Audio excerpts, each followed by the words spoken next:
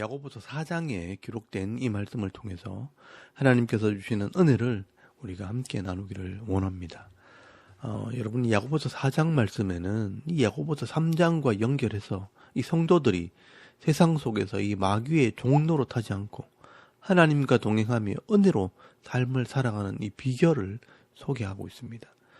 야고보 사도는 이 성도들이 믿음이 있다고 하면서 이 세상 속에서는 하나님의 은혜를 누리기보다는 서로 다투고 싸우면서 욕심대로 살아가는 사람들이 더 많다는 겁니다. 그래서 이 야고보는 왜 예수를 믿는 성도들이 이 세상 속에서 이 믿음의 열매가 없는지 그 이유를 설명을 하면서 승리하는 비결을 가르쳐 주는 것입니다. 먼저 야고보서 4장 1절에서 4절까지 말씀해 보시면 열매 없는 성도들의 모습을 말씀을 합니다. 너희 중에, 이 성도들 중에 싸움이 어디로부터, 이 다툼이 어디로부터 나느냐, 너희 지체 중에서 싸우는 정욕으로부터 나는 것이 아니냐라고 말씀을 합니다. 이 하나님을 믿는다는 성도들이 실제 삶 속에서는요, 서로 다투고 싸우며 살아갑니다. 야고보는 왜 이 성도들이 이렇게밖에 살 수 없는지 그 이유를 설명을 합니다. 그것은 욕심 때문이라고 말씀을 합니다. 이 세상에는 많이 가진 사람이 힘이고 능력이라고 생각하기 때문에 많은 사람들이요, 서로 많이 가지려고 다투고 싸우는 것입니다. 하나님께서 우리 각자에게 주신 이 믿음의 분량이 있고 기업의 분량이 있습니다.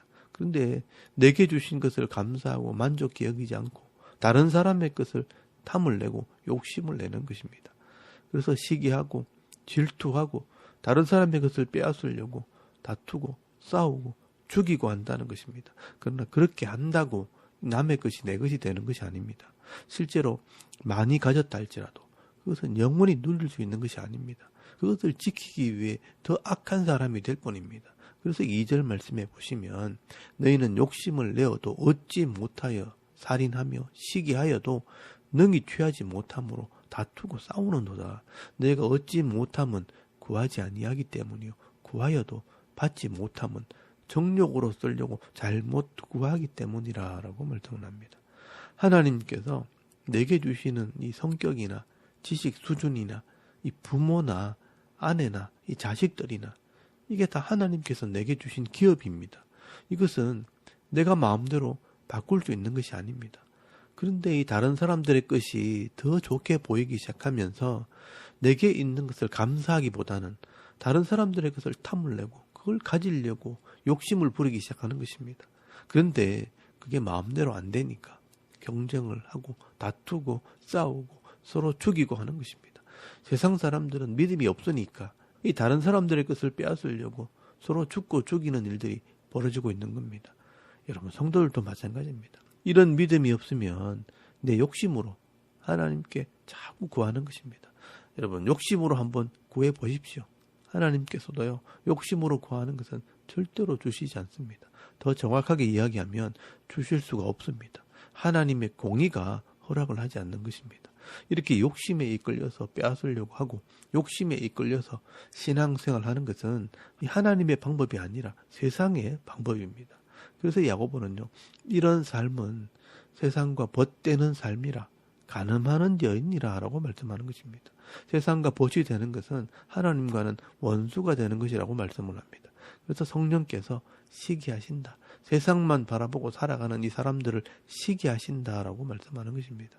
여러분, 이 구약의 이스라엘 백성들이요, 하나님을 섬기기로 언약을 해놓고 우상을 자꾸 섬기게 될 때 하나님께서 내가 질투한다라고 말씀하신 것처럼 이 성도가 세상과 벗하고 세상을 사모하며 살아가면 성령께서 이 마음에 시기 난다, 질투한다라고 말씀하는 것입니다.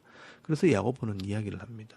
믿음 있는 사람들은 이렇게 욕심으로 구하는 것이 아니라 하나님의 말씀에 순종하게 될 때 하나님께서 주시는 것으로 풍성함을 누리게 되는 삶을 사는 것이라고 말씀을 합니다.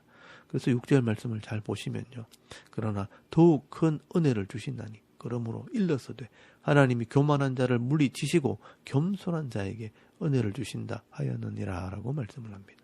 여러분, 욕심대로 살면요, 더 악한 사람이 될 뿐입니다. 그러나 겸손히 하나님 앞에 엎드리는 자가 되면 하나님께서 은혜로 채워주신다는 것입니다.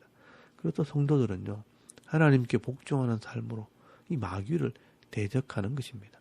그러면 욕심을 일으키는 이 마귀가 떠나가게 될 것이라고 말씀을 합니다. 여러분 7절 말씀에 보시면 그런즉 너희는 하나님께 복종할지어다. 마귀를 대적하라. 그리하면 너희를 피하리라 라고 말씀을 합니다. 여러분 이 말씀은 이 하나님 말씀에 복종하는 것이 곧 마귀를 대적하는 것이라는 겁니다. 그러면 마귀는 나를 떠나게 될 것입니다. 그래서 성도는 세상을 닮아가는 것이 아니라 하나님을 가까이 해야 합니다. 여러분 8절 말씀에 보시면 하나님을 가까이 하라. 그리하면 너희를 가까이 하시리라. 죄인들아 손을 깨끗하게 하라. 두 마음을 품은 자들아 마음을 성결하게 하라 라고 말씀을 합니다. 하나님을 가까이 하게 되면 하나님께서 우리를 가까이 하신다는 겁니다. 그렇게 하기 위해 우리가 제일 먼저 해야 할 일이 뭐냐? 나를 정결하게 깨끗하게 하는 것입니다. 그게 뭐냐? 바로 회개입니다. 하나님의 말씀대로 살지 못한 것을 회개하게 될 때, 손을 깨끗하게 하고 마음을 성결하게 할 때 하나님께서 우리를 가까이 하게 되는 것입니다. 여러분 9절에서 10절까지 말씀에도 보시면 슬퍼하며 애통하며 울지어다. 웃음을 애통으로 즐거움을 근심으로 바꿀지어다. 주 앞에서 낮추라. 그리하면 주께서 너희를 높이시리라 라고 말씀을 합니다.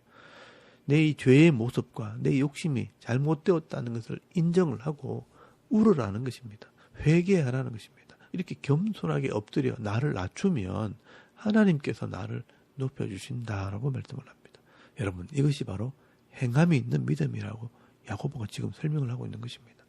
이 세상에서 억지로 빼앗고 죄를 짓고 모은 돈이 좀 있다고 자랑을 하고 교만하다가 그 돈 때문에 싸움이 나고 다툼이 일어나서 나중에 말년에 풍비박산나서 다 잃어버리는 것보다 지금 조금은 부족해도 욕심을 내지 않고 나의 부족함을 내어놓고 늘 회개하고 이 하나님 말씀대로 살려고 애를 쓰고 겸손하게 엎드리면 하나님께서 나를 가까이 하시고 은혜를 베푸심으로 풍성한 복을 주실 뿐 아니라 반드시 나를 높여주신다는 것입니다. 여러분도 조급하게 욕심으로 이 세상을 따라가기보다는 겸손하게 엎드려 이 하나님을 가까이 하는 삶을 살아감으로 하나님께서 베푸시는 이 풍성한 은혜를 누리는 그런 믿음 있는 성도들이 다 되실 수 있길 바랍니다. 그리고 11절에서 12절까지 말씀에는요. 형제를 비판하지 말라. 네가 재판관이 되어 정죄하지 말라고 말씀을 합니다. 왜냐하면 우리의 생명을 주신 분이 하나님이시고 우리를 다스리시는 분도 우리를 심판하실 분도 하나님이라는 것입니다. 그런데 내가 이 하나님의 자리에 서서 다른 사람이 옳다 그러다 하면서 판단을 하고 정죄하는 것은 하나님을 욕되게 하는 것이라는 것입니다. 그래서 12절 말씀해 보시면요.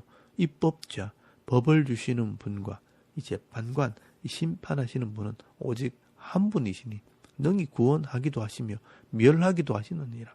너는 누구이기에 이웃을 판단하느냐, 재판하느냐 그렇게 말씀을 합니다. 그러므로 이 다른 사람을 판단하기보다 내게 주어진 삶을 잘 살아갈 뿐 아니라 다른 사람들을 위해서는 정죄하기보다 기도해 줄 수 있는 믿음 있는 성도들이 되어야 하는 것입니다. 그리고 13절에서 17절까지 말씀에는 장래에 대한 일도 하나님께 맡기라고 말씀을 합니다.